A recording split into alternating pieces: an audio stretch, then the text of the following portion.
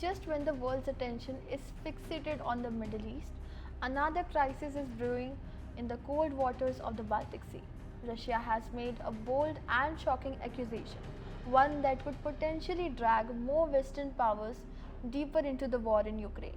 On June 16th, Russia's Foreign Intelligence Agency, the SVR, claimed that the United Kingdom and Ukraine are plotting a false flag torpedo attack on a United States Navy vessel in the Baltic Sea.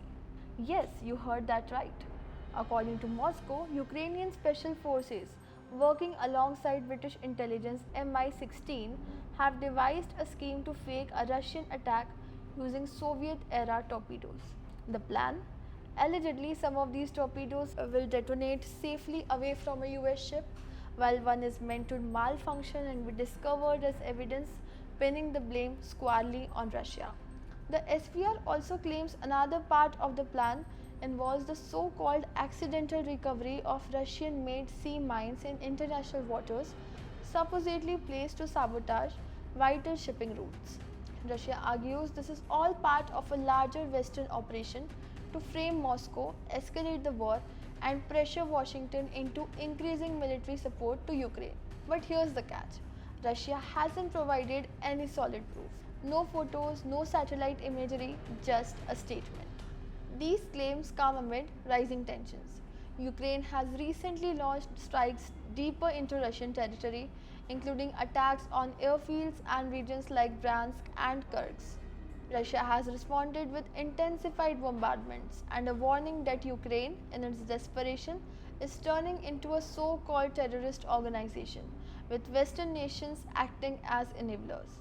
And while Moscow says it's still open to ceasefire negotiations, the demands are steep.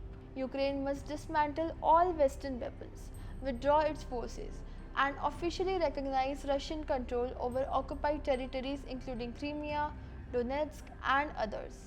Unsurprisingly, President Zelensky has flat out rejected those terms, calling them as ultimatum. In a recent interview, he even revealed that Russian negotiators admitted their demands were impossible for Ukraine to accept. And so the cycle continues. War on the front lines, information warfare behind the scenes, and an ever-growing list of accusations flying between Moscow, Kyiv, and the West. As of now, there is no public reaction from the US or the UK to Russia's latest allegations. But one thing is clear: if the Kremlin story gains traction, it could be used as a justification for further escalation, or worse, a pretext to retaliate against Western forces.